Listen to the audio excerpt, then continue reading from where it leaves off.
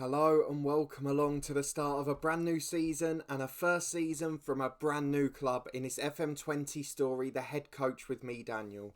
It's season 11, episode 1, and today we manage Borussia Monchengladbach for the first time in the Bundesliga, and we're at home to Hannover, a side that in theory we'd think we'd be beating, but we'll see when we go and look at the season preview. We've also got to reflect on the transfer window so far. We've got a new director of footballing since we met the players last time round, and we've now got a few players joining us as well. So firstly, if you did miss that last episode where we accepted the job offer to come here, met the players and met the staff we're going to be working with, then please do check it out in the eye above. I don't want you to have any surprises as to the people we're working with. You need to know who the stars are, and you need to know some of the wonder kids that were already here. There's also a bit of history on Gladbach in this career so far, or this save in fact, to see why we've chosen to come here, the other options we had, and why we're expecting so much from this club. It's a big way to mark the 10 season point, and we're now going to be starting abroad for the first time with a massive club over in Germany. I've made no bones about telling people that this is one of my favourite leagues. I've wanted to manage here for a long time, and of course Football Manager now got the proper rights as well, so it's all kitted up, it's got all the badges, all the players and everything.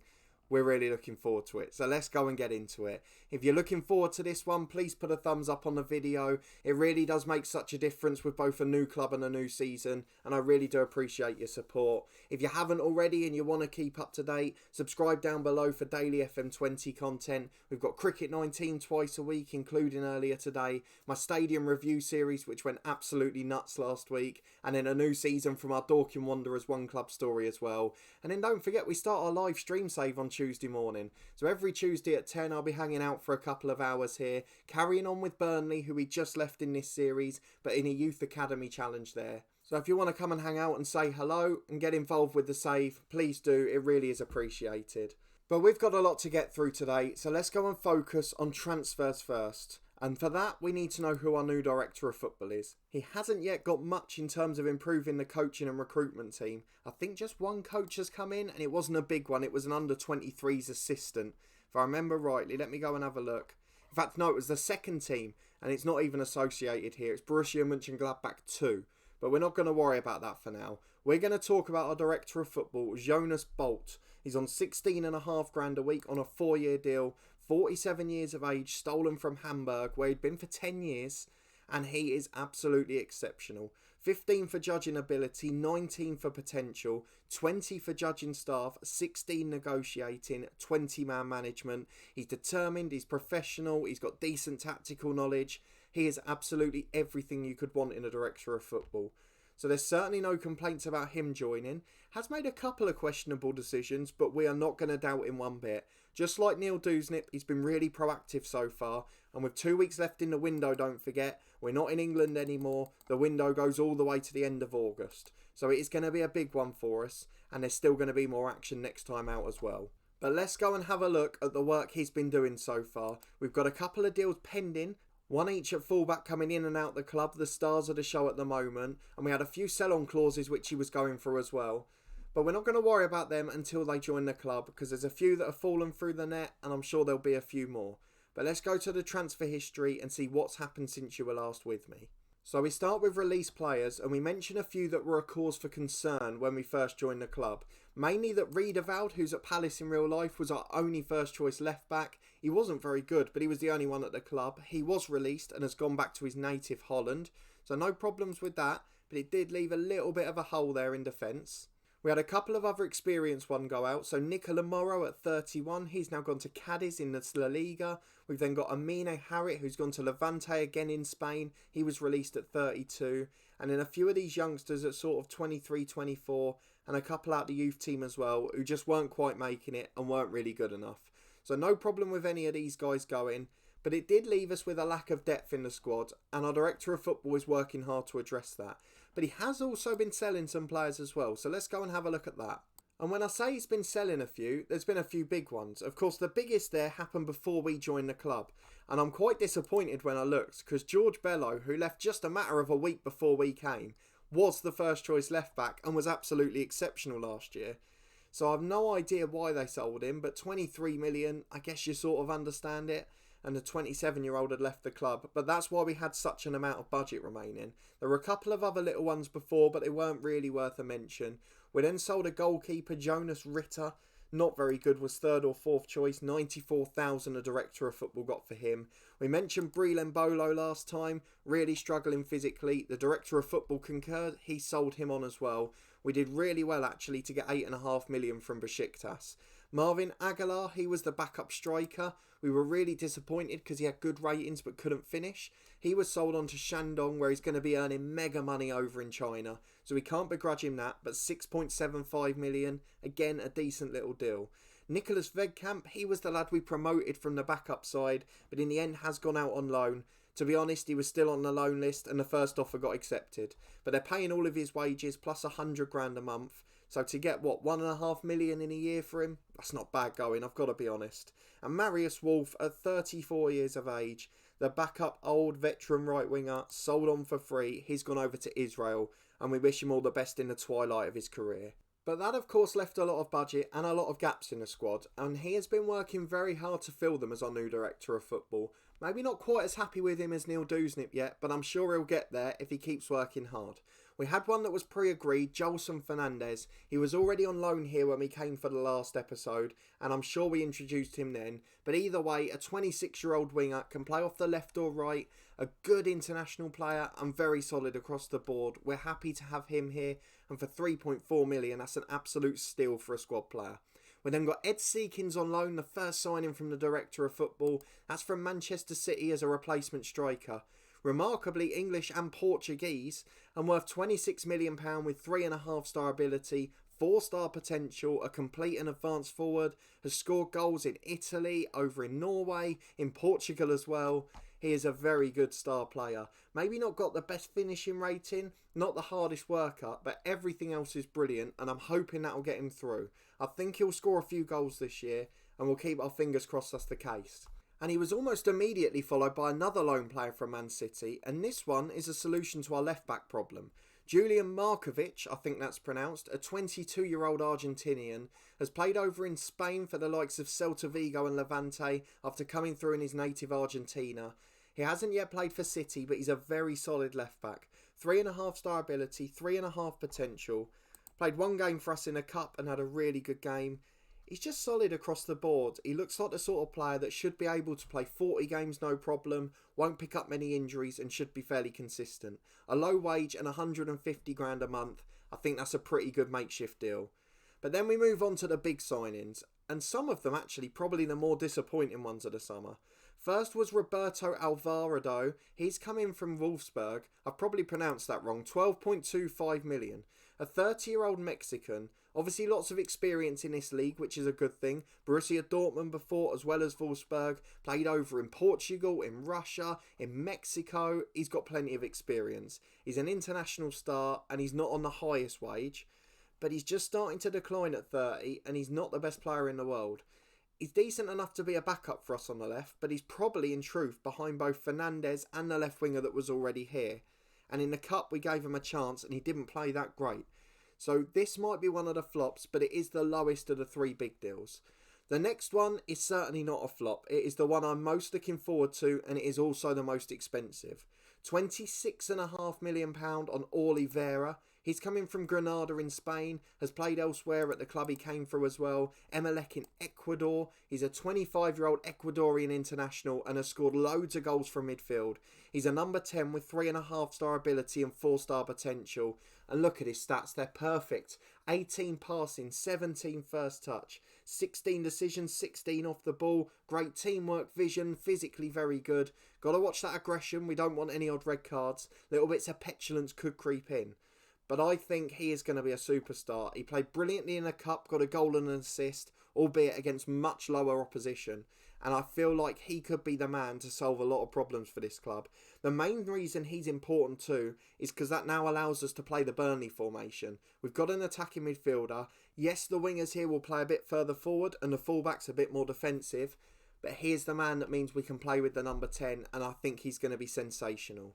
He was followed up though by a backup centre-half, Bouillou from Bordeaux. Apologies again if the pronunciation's off. a 24-year-old Brazilian youngster, has played in France of course, but also in Belgium with Club Brugge, in China and in his native Brazil.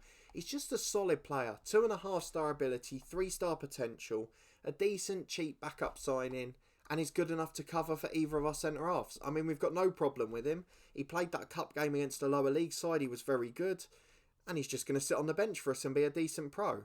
And then the last one is a name we recognise from real life. He's popped up in our other save with Dorkin, having been joining Liverpool in that one. But here he's at Hertha Berlin in real life. He's played for Vitesse and Cologne on his way here too. A 28-year-old Dutch striker, Deshaun Redan. He's 3-star ability, 3-star potential. Under 21 international for Holland.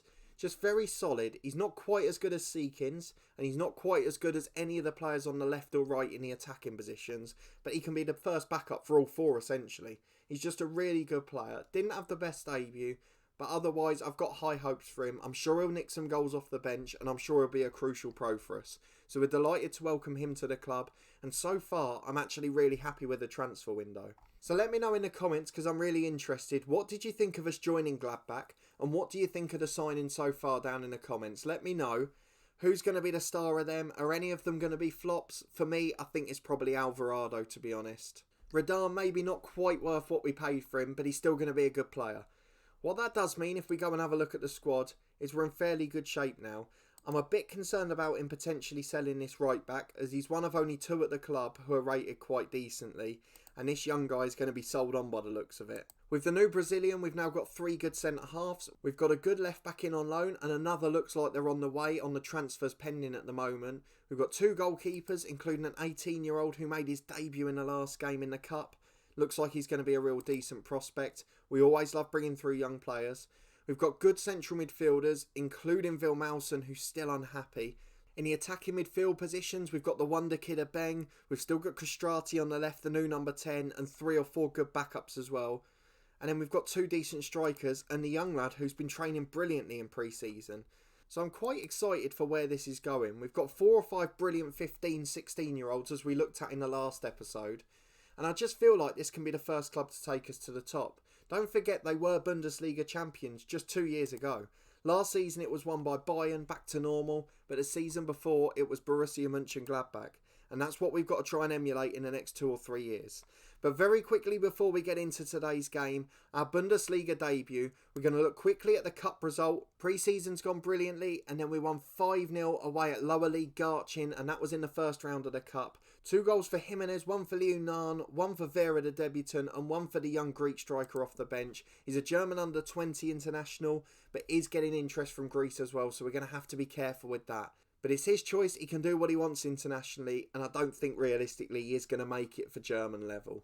But today's a big game against Hannover. They've got 1 player suspended, we've got a full squad to choose from. The dynamics looking good, the managerial support creeping up, the dressing room atmosphere strong, and everything looking solid for us. Let's see, after those signings so far, where we're expected to finish by the media this year.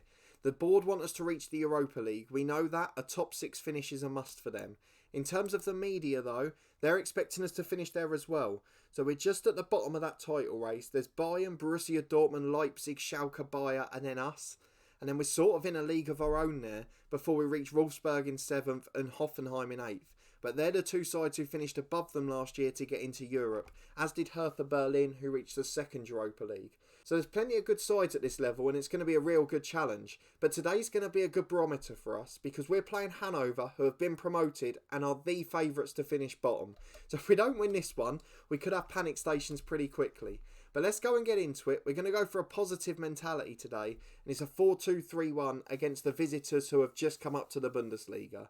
I have forgotten to swap the keepers back, so let me do that very quickly. It means we've got Maximiano in goal, Markovic and Pereira the fullbacks, with Kawakita alongside Stark at centre-half, Vilhelmsen and Jimenez the 2 central midfielders, Abeng and Castrati on the wings, and then Vera the new big money sign-in behind Seekins the lone player up front.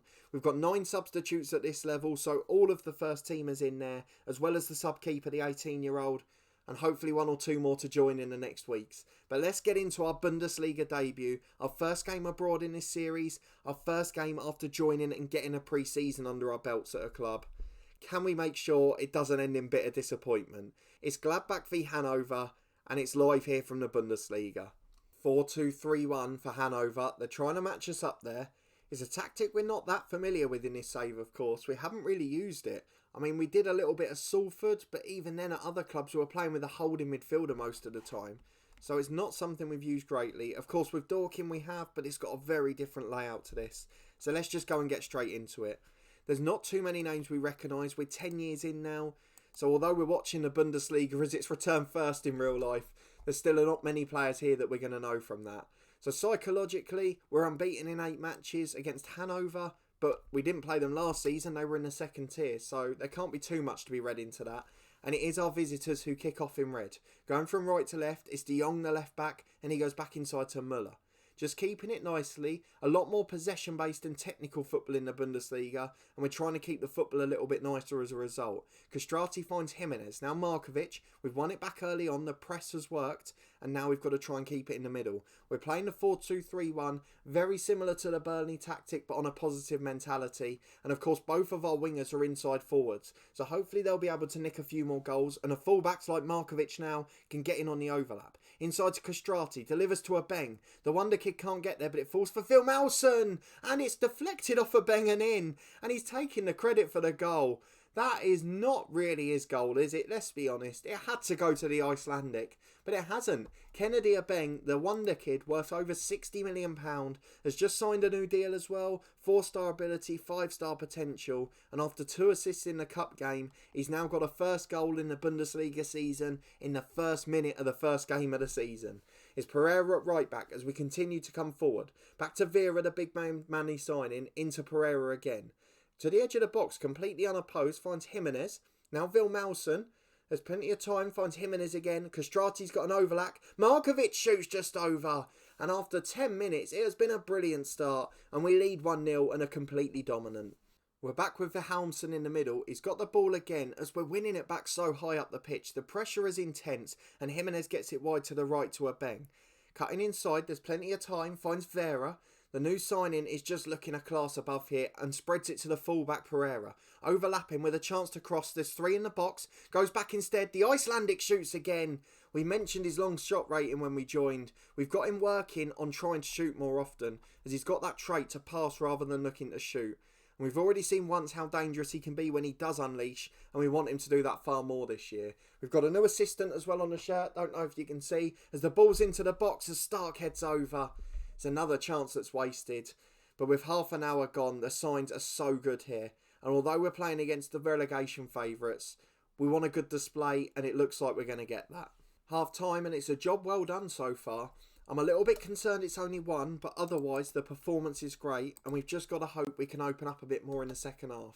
Seekins on debut, we know it's going to be harder for him. Once he gets his first goal, he'll probably be brilliant.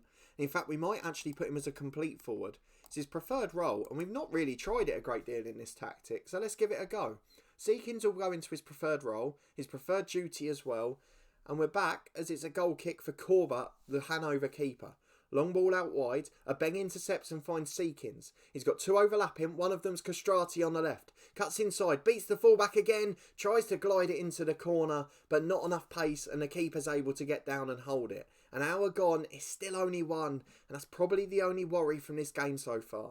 25 minutes left, we've got a throw in on the left, it's still all Gladbach, and Markovic finds his Vera. Back to Markovic again. Can we get it in the box? Here's the number 10. Delivers towards a Beng and is headed away. Vilhelmsen wins it back to Pereira. There's 4 in the middle, but he tries to shoot. That's a little bit greedy there. The fullback finds a Beng second time though. Back to Vilhelmsen. Chance to shoot. He does again. Oh, the long shot rating almost feels like a cheat. The Icelandic returns the favour. He shoots and scores this time. No doubt about who that one's awarded to. And this time a Beng turns provider. And the number 10 has been crucial with his key passes too. So with a quarter of the game left, we will make some changes. We'll bring on Redan for his league debut. He replaces Seekins and will go as an advanced forward. Liu Nan is going to come on for Jimenez. He prefers to be a box-to-box midfielder. And then are there any other youngsters on the bench? Just this striker, really. He can play in the number 10 as well. Jolson Fernandez, we could give him a debut. The left winger's had a poor game, so let's do that. In fact, we could bring on the young German striker and put Redan over on the left. So should we do that? He's not great out there, so we'll bring on Fernandez instead of him. And then everyone's in their preferred position. Everyone's in their preferred duties, and we've got one of the youngsters on. So 20 minutes to go, it's 2-0 to Gladbach, and we've just got to see if we can put some icing on the cake now. 10 left, we're back as Hannover are coming forward down the right hand side. If you are new to the channel and the series and you're German, thanks for popping along. If you're a football fan, I'm part of a podcast as well, and it has gone absolutely nuts in the last week or two. So thank you for all of you that have popped over. I've seen a few of the new subscribers are those from this channel. As we pick the ball up from Fernandes again, the keeper makes a poor clearance, but he redeems himself with a brilliant save. It's out for a throw-in and we continue to attack. Over on the podcast, as I mentioned, we've been interviewing pros from the footballing world. It's been a brilliant experience. We've had Julia Simic, a German international women's footballer. She was fantastic too. And we have wrapped up a very comfortable win against Hannover here. It's exactly what we were hoping for and exactly what we expected. And despite being a little bit toothless in front of goal, we still got a very comfortable win under our belts. The perfect start with our new club, throw in the cup, a win in the league, and things looking very good so far. So we'll deal with the press conference and everything else off camera. We're going to praise Wilhelmsen. We desperately want him to stay here. He's a little unhappy at the moment, but hopefully we can get him back on board. Let's go and have a look at the schedule though for when we're next going to be back. And I don't want to leave it too long because we have got the end of the transfer window, but I also want it to be a big game. And although I could come back for Schalke here, I then see we've got Bayern a couple of games later. Of course, the early part of the season in European leagues heavily interrupted by international fixtures. So we will leave it till Bayern, just 6 games off camera between now and then. We'll have the end of the transfer window, of course, and then we'll have Bayern Munich at home. And hopefully we'll still be in contention at the top end of the league. We've got second tier opposition in Union Berlin in the cup as well. There's plenty of good things to look forward to, and I really hope we can have a good season. I've been waiting to manage in the Bundesliga in one of the long-term stories, and it's finally come about. So I'm hoping we can do it justice now. But if you did enjoy our debut episode at Gladbach and our first game in the Bundesliga, our first win in the Bundesliga, please do put a thumbs up on the video. It does make such a difference. Let me know in the comments what you think of the director of football signings and sales so far, what you thought of the performance, the tactic, and of course our exploits in the cup as well. And where do you think we're going to finish this season? You've seen the media predictions, you've seen our squad, and you've seen the sorts of sides we're up against. So how do you think we're going to get on? If you want to make sure you find out how, subscribe to the channel and turn those notifications on below. You'll get alerts as daily content releases on the channel. This series will be back on Tuesday at the usual time of 4:30, the same day that we start our live stream series. So I'll be live at 10 o'clock with Burnley, who we just left in this series, and we'll be turning that into a Youth Academy challenge. So please do come and say hello. If you're missing Burnley, or if you just want to get to know us a bit better, come and hang out and we'll have a relaxing couple of hours. We've also got our stadium review series continuing tomorrow with Crawley Town. The series really took off last week with Charlton. The views went absolutely crazy, so thank you so much for checking it out. And then we've also got our One Club series with Dorking. It's been a bit of a tumultuous start to the season this week, but we've got another one on Monday as things are just starting to get back on track. Finally, away from football, Cricket 19 returned to the channel this week, and the second episode was released earlier today at 1 o'clock. I really have enjoyed it so far, the international years as an England Test batsman, and so far the feedback's been brilliant, so thank you again for your support. But a massive thanks for watching this one and following along for another season and another club from this head coach journeyman, and I really look forward to seeing you next time as we face off against the champions Bayern Munich.